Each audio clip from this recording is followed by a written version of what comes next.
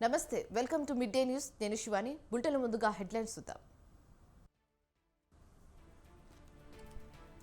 పులివెందుల అభ్యర్థిగా జగన్ నామినేషన్ భారీగా తరలి వచ్చిన పార్టీ శ్రేణులు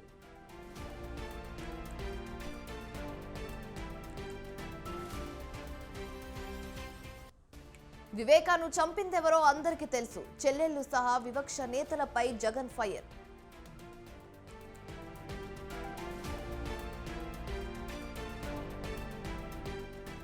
కాసేపట్లో తెలంగాణకు అమిత్ షా రఘునందన్ రావుకు మద్దతుగా ప్రచారం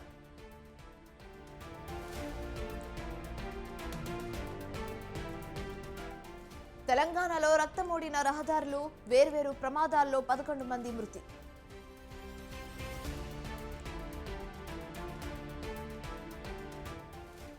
మహాదేవ్ బెట్టింగ్ యాప్ కేసులో తమన్నాకు సమన్లు ఈ నెల 29న విచారణకు రావాలని మహారాష్ట్ర సైబర్ సెల్ ఆదేశం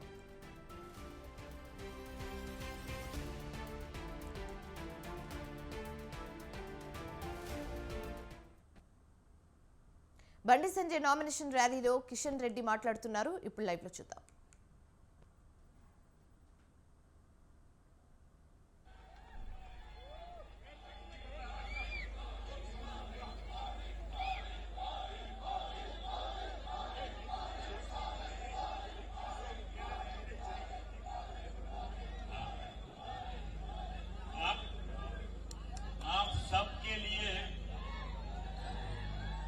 हम गुजरात से आए हैं तो आपका एक काम हमने कम कर दिया है, एक सीट हमने दे दी है, तो अभी 399 के लिए आपको मेहनत करनी है. तो आप तेलंगाना से भारतीय जनता पार्टी के सभी सांसद को मोदी जी के पास भेज दीजिए और तेलंगाना का विकास में आप सहभागी बन जाइए. आज पहली बार इलेक्शन आते हैं जाते हैं, लेकिन पहली बार जनता ने तय किया है कि 400 पार के साथ नरेंद्र भाई को तीसरी बार बिठाना है. और आप सबके जोश को देखते हुए हम कह सकते हैं 100% 400 पार के साथ मोदी जी को बिठाएंगे.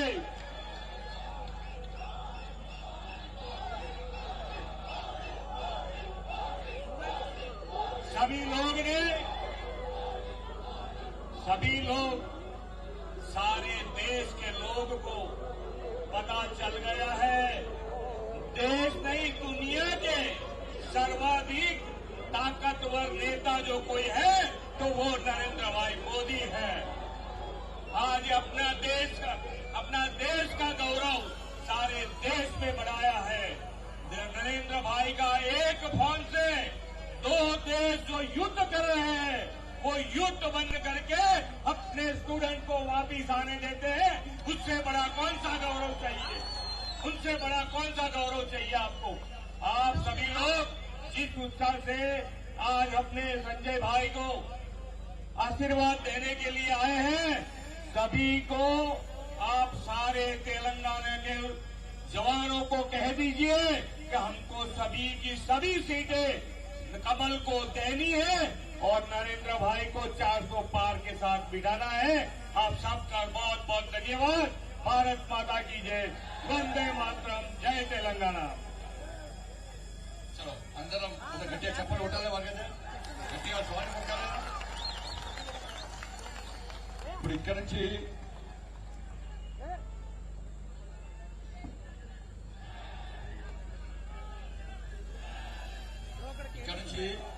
అందరు బైక్స్ తీయాలి. అందరు ఆ లాస్ట్ దాకా కోర్టు దాకా సౌండ్ వినబడుతుంది. అందరు నీడకున్న అందరూ కూడా బయటికి రావాలి. అన్న మీరు ఒరిజినల్ 100% బీజేపీ కార్యకర్తలు అయితేనే రండి. డూబ్ అయితే పోవాలి పక్క కదా. చలో అందరు బైక్ తెచ్చుకుంటారు. బైక్ తీయాలి.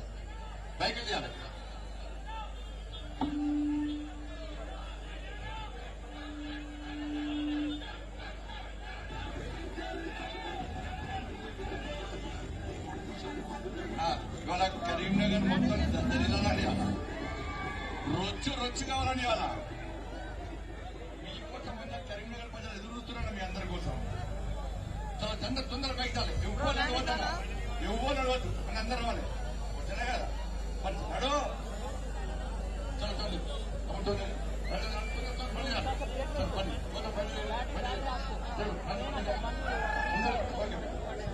అందరు పని చేయాలి భారత్ మాతాకి భారత్ మాతాకి భారత్ మాతాకి జయం కూడా పని కాదు చూద్దాం భారత్ మాతాకి జై శ్రీరామ్ జై శ్రీరామ్ నరేంద్ర మోడీ గారి నాయకత్వం నరేంద్ర మోడీ గారి నాయకత్వం భారత్ మాతాకి అందరూ ఆడేది రమేష్ అందరూ పంపిస్తుందా తొందర చలో చలో చలో చలో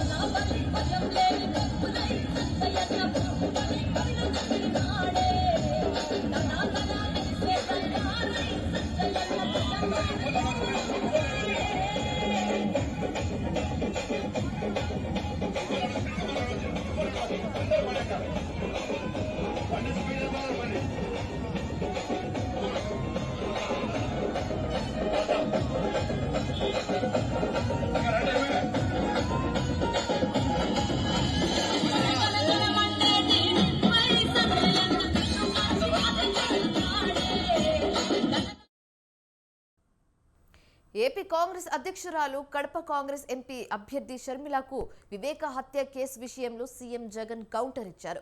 వివేకను చంపిన వారికి జగన్ మద్దతు ఇస్తున్నారని, హంతకుడికి ఓటేవద్దన్న షర్మిల వ్యాఖ్యలకు జగన్ సమాధానమిచ్చారు. వైఎస్ఆర్ వ్యతిరేకలతో పాటు ఇద్దరు చెల్లెమ్మలు కుట్రలో భాగమయ్యారన్నారు. పసుపు చీరలు కట్టుకొని వైఎస్ఆర్ శత్రువులతో చేతులు కలిపిన వీళ్ళ వైఎస్ఆర్ వారసులు అంటూ షర్మిలను ఉద్దేశించి జగన్ తీవ్ర స్థాయిలో వ్యాఖ్యలు చేశారు.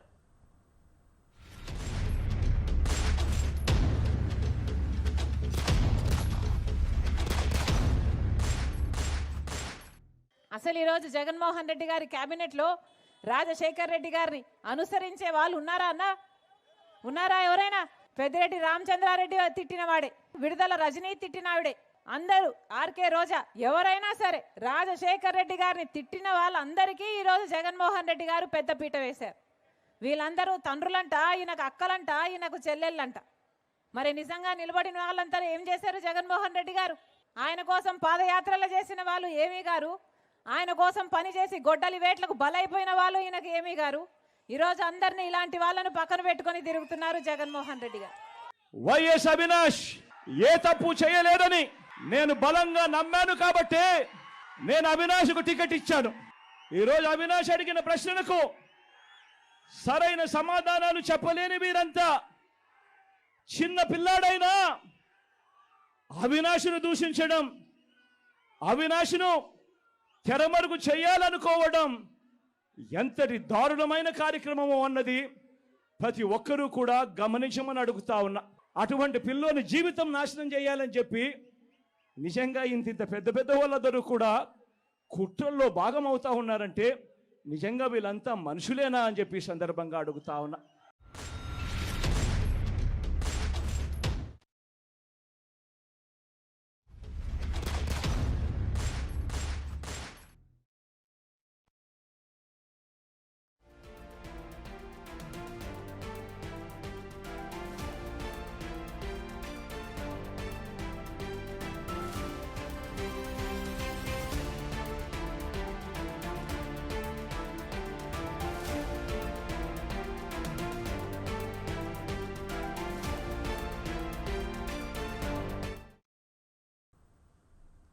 మాజీ మంత్రి వివేకానంద హత్యకు సంబంధించి ఏపీ సీఎం జగన్ సూటి ప్రశ్నలు వేశారు. చంద్రబాబు దత్తపుత్రుడు, బీజేపీ, కాంగ్రెస్ వీరికి తోడు ఇద్దరు చెల్లెళ్లు కుట్రలు చేస్తున్నారని ఆరోపించారు. వైఎస్ఆర్ కుటుంబాన్ని టార్గెట్ చేసిందెవరు? పసుపు చీర కట్టుకొని వాళ్ళ కుట్రలో భాగమైన వీళ్ళు వైఎస్ఆర్ వారసురాలా అని ప్రశ్నించారు. శత్రువులతో చేతులు కలిపిన వారు వైఎస్ఆర్ వారసులా అని నిలదీశారు. పేర్లే లేకుండా చేయాలని ఆరాట పడతా ఉన్నా ఆ రెండు పార్టీలతో జతకట్టి తన సొంత లాభం కోసం, రాజకీయ స్వార్థం కోసం ఎవరు ఆ పేరు లేకుండా కుట్రలు చేస్తా ఉన్నారు అన్నది గమనించమని చెప్పి కూడా కోరుతా ఉన్నా. మరి వీరు వైఎస్ఆర్ వారసులా, లేక వైఎస్ఆర్ గారు ఎవరితో బ్రతికుండగా యుద్ధం చేశారో, వైఎస్ఆర్ గారు అభిమానించే ప్రతి గ్రామంలోనూ అభిమానించే వాళ్ళు, ప్రతి గ్రామంలో అభిమానించే కార్యకర్త ఎవరి వివేకానందరెడ్డిని దారుణంగా చంపిన హంతకుడికి మద్దతు ఇస్తుంది ఎవరో తెలుసని ఏపీ సీఎం జగన్ ఆగ్రహం వ్యక్తం చేశారు. చిన్నానాను ఎమ్మెల్సీ ఎన్నికల్లో ఓడించిన వారితోనే చట్టపట్టాలు వేసుకుని తిరుగుతున్నారని అన్నారు.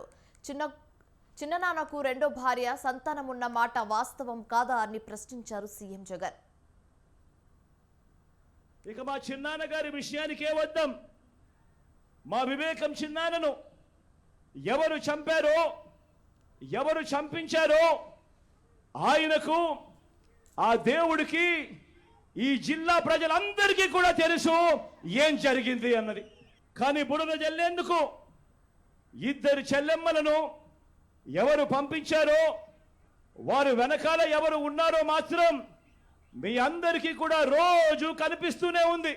ఇంకా ఆశ్చర్యం ఏమిటో తెలుసా, వివేకం చిన్నారను అతి దారుణంగా చంపి, అవును నేనే చంపాను అని అతి హేయంగా బహిరంగంగా చెప్పుకుంటూ తిరుగుతున్న హంతకుడికి మద్దతు ఇస్తున్నది ఎవరు?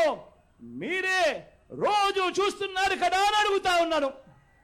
చిన్నారను అన్యాయంగా ఎమ్మెల్సీ ఎన్నికల్లో ఓడించిన వారితోనే, సంఖ్యాబలం లేకపోయినా కూడా ప్రలోభాలతో, అధికార బలంతో ఓడించిన వారితో అవినాష్ కు మద్దతుగా మాట్లాడే వారిపై కూడా ఆరోపణలు చేస్తున్నారని, అవినాష్ ను సమర్థించిన వారిపై కుట్ర రాజకీయాలు చేయడం కరెక్టేనా అని జగన్ నిలదీశారు. వైఎస్ అవినాష్ ఏ తప్పు చేయలేదని నేను బలంగా నమ్మాను కాబట్టే నేను అవినాష్కు టికెట్ ఇచ్చాను.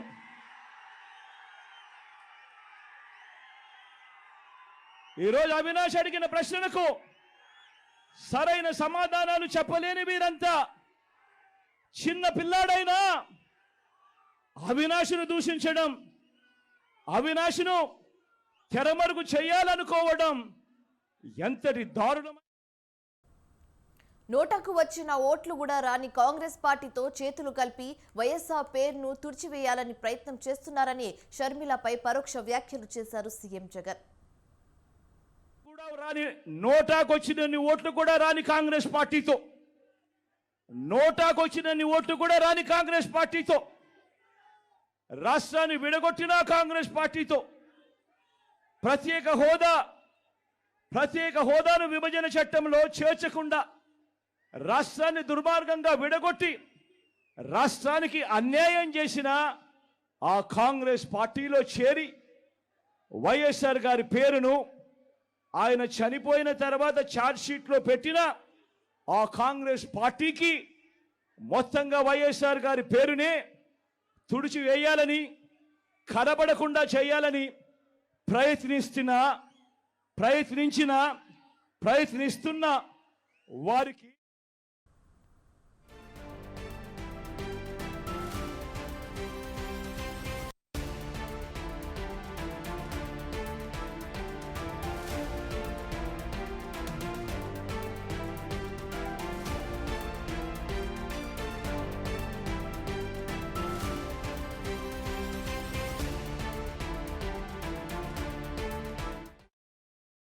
బ్రేకింగ్ న్యూస్ చూస్తున్నాం.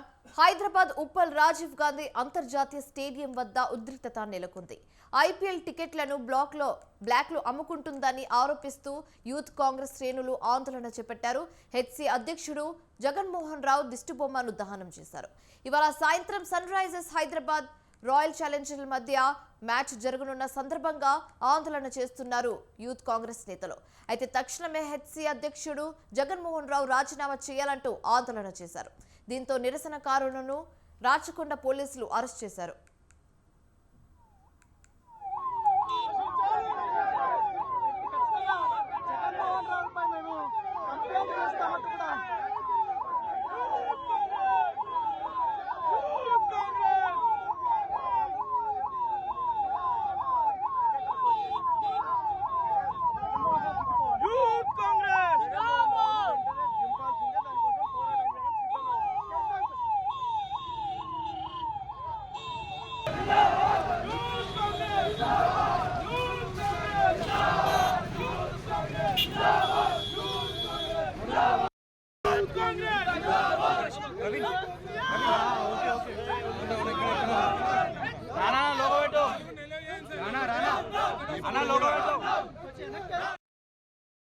హైదరాబాద్ ఉప్పల్ రాజీవ్ గాంధీ అంతర్జాతీయ స్టేడియం వద్ద ఉద్రిక్తత నెలకొంది. ఐపీఎల్ టికెట్లను బ్లాక్ లో అమ్ముకుంటుందని ఆరోపిస్తూ యూత్ కాంగ్రెస్ శ్రేణులు ఆందోళన చేపట్టారు. హెచ్సీ అధ్యక్షుడు జగన్మోహన్ రావు దిష్టిబొమ్మను దహనం చేశారు. ఇవాళ సాయంత్రం సన్ రైజర్స్ రాయల్ ఛాలెంజర్ల మధ్య మ్యాచ్ జరగనున్న సందర్భంగా ఆందోళన చేస్తున్నారు యూత్ కాంగ్రెస్ నేతలు. అయితే తక్షణమే హెచ్సీ అధ్యక్షుడు జగన్మోహన్ రావు రాజీనామా చేయాలంటూ ఆందోళన చేశారు. దీంతో నిరసనకారులను రాచకొండ పోలీసులు అరెస్టు చేశారు.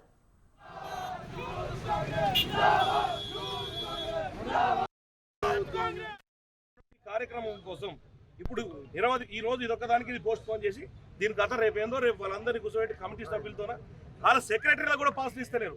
హైదరాబాద్ ఎవరైతే క్రికెట్ అసోసియేషన్ మెంబర్స్ కూడా పాసులు అంతలేదు. చాలా మందికి క్లబ్ మెంబర్స్ కూడా ఫోన్ చేసి అన్న సార్ మాకు కూడా పాసులు వస్తలేవు, ఏం జరుగుతుందో అర్థమవుతలేదు అని పరిస్థితి ఉంది. మళ్ళీ క్లబ్ మెంబర్స్కి ఇవ్వకుండా ఆ కాంప్లిమెంటరీ పాసులు ఏం చేస్తున్నారు? మరి ఆ 4000 పాసులను క్లబ్ మెంబర్స్ కానీ కొద్దిగా ప్రముఖులకు కానీ ఇక్కడ ఉన్నటువంటి సర్వీస్ చేసే పత్రికా మిత్రులకు కానివ్వండి, కొంత పోలీస్ డిపార్ట్మెంట్ అంటే ఇక్కడ ఎవరెవరైతే వర్క్ చేస్తున్నారో వాళ్ళ కాంప్లిమెంటరీ పాసులు ప్రముఖులకు అందరికి ఇచ్చే ఒక ఆనవాయితీగా ఉన్నది. అది వీళ్ళు బ్లాక్ దాంతో పెట్టుకొని బ్లాక్లో అమ్ముకోవడం మొదలుపెట్టింది. అది కరెక్ట్. ఎన్నికల వేళ సమిష్టి నిర్ణయంతో నేతలకు షాక్ ఇచ్చింది ఆ గ్రామం. ఓటు రాజకీయాలు మానండంటూ పొలిటికల్ లీడర్లకు బుద్ధి చెప్తుంది. ప్రజాప్రతినిధులు అని చెప్పుకునే మీకు మా గోడు గోస పట్టనప్పుడు ఓటు ఎందుకు వేయాలని నిలదీస్తూ ఎన్నికలను బహిష్కరించింది ఆ గ్రామం. ఇంతకీ ఆ గ్రామంలో ఏం జరిగింది? ఎలక్షన్ బ్యాన్ ని కారణాలేంటి? What's the story?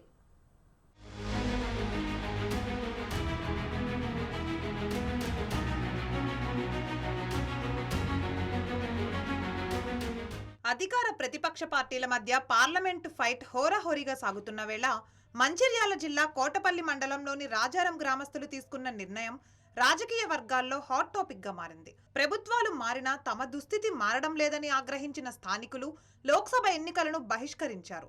ఎన్నో ఏళ్లుగా కనీస మౌలిక సదుపాయాలు లేక అభివృద్ధికి నోచుకోక నానా అవస్థలు పడుతున్నామని ఆవేదన వ్యక్తం చేస్తున్నారు. రాజకీయ నేతలను నమ్మే సాహసం చేయలేమని, తాము పడుతున్న బాధలను పాలకులు అధికారులతో మొరపెట్టుకుని అలసిపోయామని ఆవేదన చెందుతున్నారు. ఎలక్షన్ టైంలో మాత్రమే కనిపించి ఓట్ల కోసం హామీలిచ్చి ఆ తర్వాత కన్నెత్తి కూడా చూడని నేతలకు ఓటు వేసేదే లేదని కఠిన నిర్ణయం తీసుకుంటూ ఎన్నికలను బహిష్కరించారు. ఇప్పటి వరకు ఎంతో మంది ఎమ్మెల్యేలు, ఎంపీలు అందరూ మారుతున్నారు. మమ్మల్ని పట్టించుకునే నాయకులు లేడు. ఇప్పటి వరకు కలెక్టర్లు కూడా మంచిర్యాల జిల్లా ఏర్పడ్డ కాడ నుంచి 3 కలెక్టర్లు మారిళ్ళు.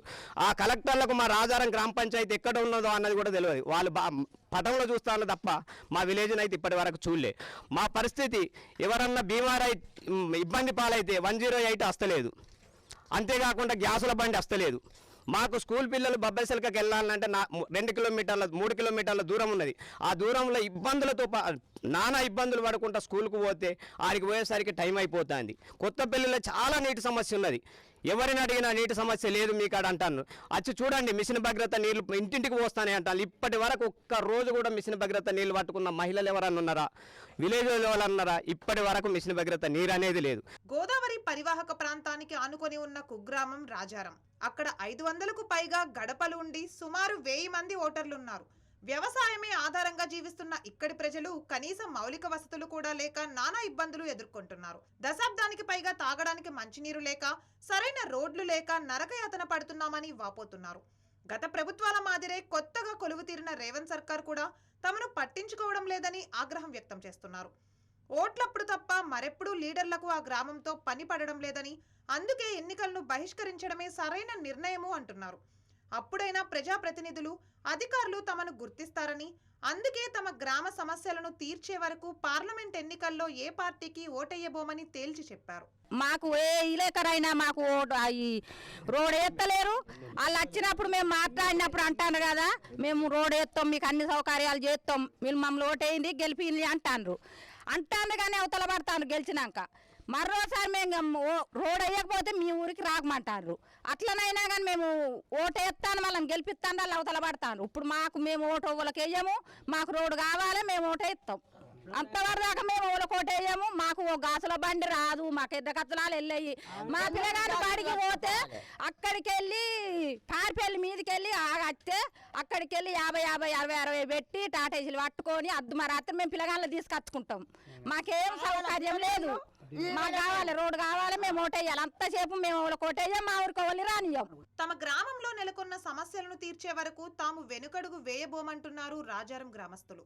ప్రతిసారి ఎన్నికల సమయంతో గ్రామ సమస్యలను నాయకుల దృష్టికి తీసుకువెళ్తున్నామని, అయితే ఎన్నికల్లో ఇచ్చే హామీని ఆ వెంటనే మార్చి తమను మోసం చేస్తున్నారని, నీటి మీద రాతలుగానే మిగిలిపోతున్నాయని మండిపడుతున్నారు.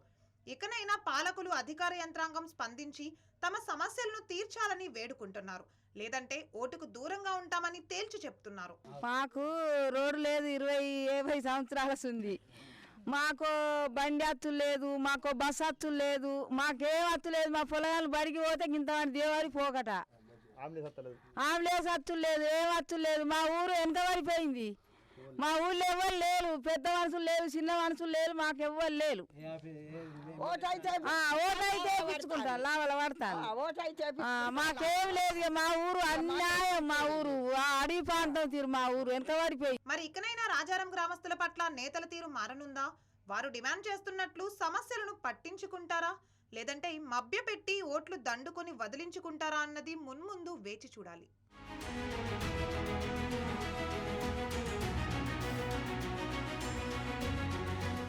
లోక్సభ ఎన్నికలు అధికార బీజేపీతో సహా అన్ని పార్టీలకు ప్రతిష్టాత్మకంగా మారాయి. దక్షిణాదిలో బీజేపీ ఇప్పటికీ కాస్త మెరుగైన స్థితిలో ఉంది, కర్ణాటకలోనే. అందువల్ల ఇక్కడి నుంచి అత్యధికంగా ఎంపీ స్థానాలను గెలుచుకోవాలని కమలం పార్టీ ఎదురుచూస్తుంది. ఇక సిద్ధరామయ్య ఆధ్వర్యంలోని కాంగ్రెస్ ప్రభుత్వం, కేరళలోని పినరై విజయన్ ఆధ్వర్యంలో ఎల్డీఎఫ్ సర్కార్ ఈ ఎన్నికలను ప్రతిష్టాత్మకంగా భావిస్తున్నాయి. ఇక కర్ణాటకలోని కుమారస్వామి పార్టీ, జేడీఎస్ పార్టీ మనుగడు ఇదే అగ్ని పరీక్ష.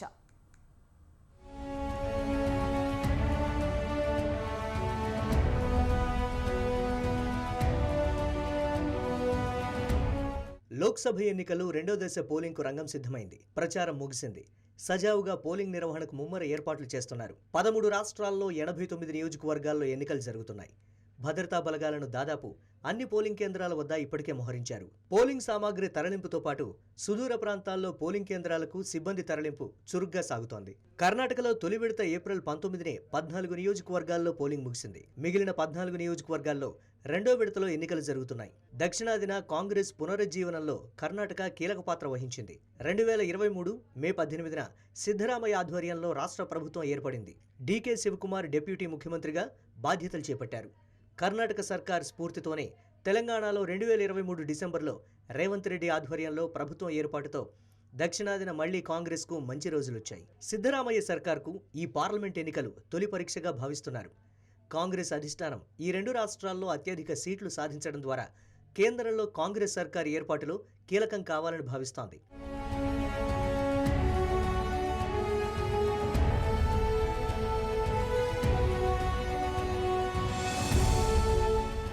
కర్ణాటకలో బీజేపీ, జేడీఎస్ కూటమిగా పోటీ చేస్తూ ఉండగా కాంగ్రెస్ ఒంటరి పోరు చేస్తోంది. రెండో విడతలో దక్షిణ కర్ణాటకలోని Bengaluru south, north, central, rural సహా 14 నియోజకవర్గాల్లో ఎన్నికలు ఎదుర్కొంటున్నాయి. అసెంబ్లీ ఎన్నికల్లో విజయానికి దోహదపడిన 5 గ్యారంటీలే ఈ ఎన్నికల్లో పార్టీ విజయానికి పునాది మెట్లుగా పార్టీ భావిస్తోంది.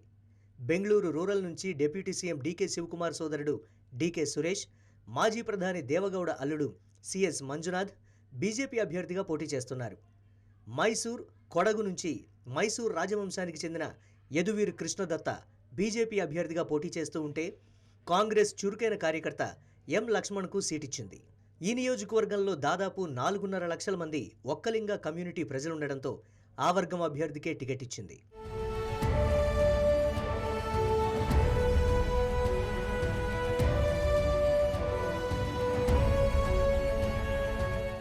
బీజేపీతో పొత్తులో భాగంగా జేడీఎస్ మాండ్య, హసన్, కోలార్ నియోజకవర్గాల్లో పోటీ చేస్తోంది.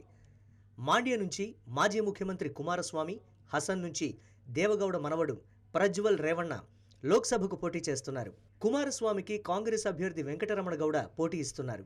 ఒక్కలింగ కమ్యూనిటీకి నెలవైన ఈ స్థానం 2004 వరకు కాంగ్రెస్కు కంచుకోట. 2009 నుంచి జేడీఎస్ సత్తా చాటుతోంది. కుమారస్వామి ప్రతిష్టాత్మకంగా తీసుకొని లోక్సభకు పోటీ చేస్తున్నారు. హసన్ నియోజకవర్గం నుంచి దేవగౌడ మనవడు ప్రజ్వల్ రేవణ్ణ పోటీ చేస్తున్నారు. ఈ స్థానం నుంచే హెచ్డి దేవగౌడ 5 సార్లు గెలిచారు.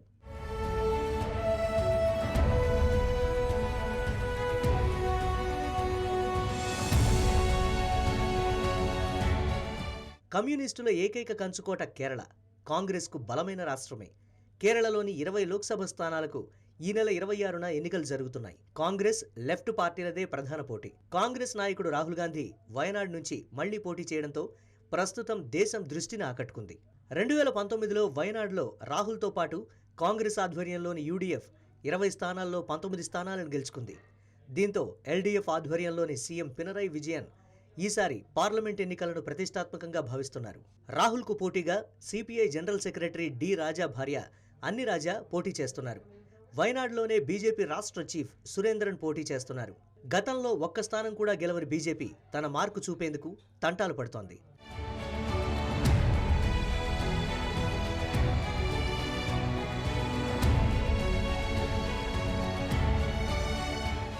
ఇండియా కూటమిలో భాగంగా దేశమంతా కలిసి పోటీ చేస్తున్న కాంగ్రెస్, కమ్యూనిస్టులు కేరళలో మాత్రం పరస్పరం ప్రధానంగా పోటీ చేస్తున్నారు. మిత్రుల శత్రుత్వ పోరులో విజేతలెవరో చూడాలి.